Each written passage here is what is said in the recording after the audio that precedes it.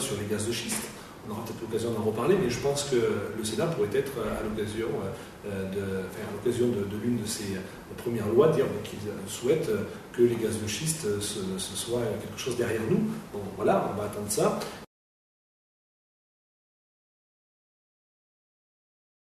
Collègues parlementaires de gauche déposé un texte de loi le 14 juillet dernier qui vise à revoir le texte de loi sur les gaz de schiste. Parce que nous considérons en effet que le texte tel qu'il a été proposé n'est pas le bon. La preuve en est, c'est que sur le permis de Montélimar en particulier, la société Total a laissé entendre qu'elle n'utiliserait pas la fracturation hydraulique, mais qu'elle utiliserait la fracturation pneumatique. C'est-à-dire c'est la même chose. Moi j'ai toujours dit, les gaz de schiste, ni aujourd'hui, ni demain, ni ici, ni ailleurs.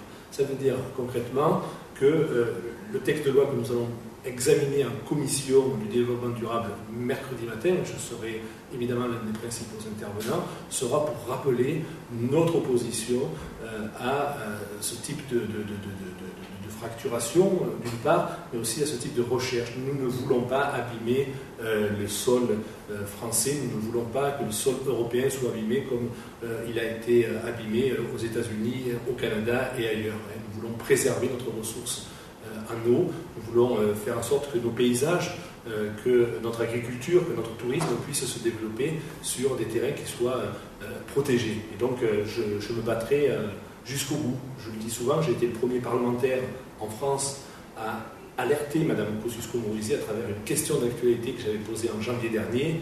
Elle m'avait répondu, ça a débouché sur une loi pour laquelle j'ai encore beaucoup d'interrogations, et donc nous allons déposer une nouvelle loi, examiner en commission, et puis en séance le 6 octobre prochain.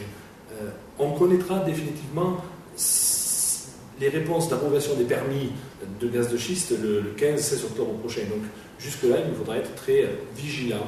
Moi, en tout cas, ma vigilance est forte. Ça vaut évidemment pour la France, mais ça vaut aussi pour d'autres pays. Donc ça veut dire qu'il faut aussi dire aux habitants de Pologne qui envisagent d'aller faire de la recherche de gaz de schiste chez eux pour être indépendants vis-à-vis de Gazprom et de la société de gaz russe, attention, là aussi, n'abîmez pas vos territoires.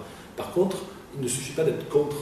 Ça, c'est quelque chose qui pour moi est très important. Dire qu'on est contre, ce n'est pas dans mon idée. Il faut vraiment faire en sorte qu'on puisse proposer.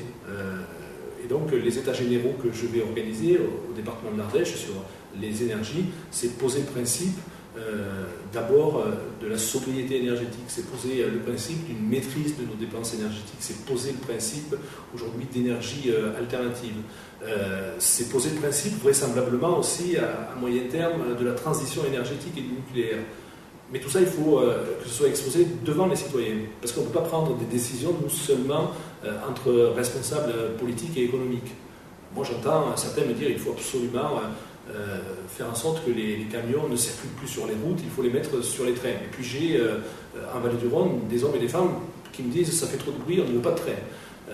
J'ai des hommes et des femmes qui me disent en gros il faut développer les énergies éoliennes ou l'énergie photovoltaïque. Et puis j'en ai aussi qui me disent non, ça abîme nos paysages, on n'en veut pas. Et puis certains qui disent il faut faire des centrales à biomasse, des centrales à bois. On dit attention, ça va abîmer la forêt.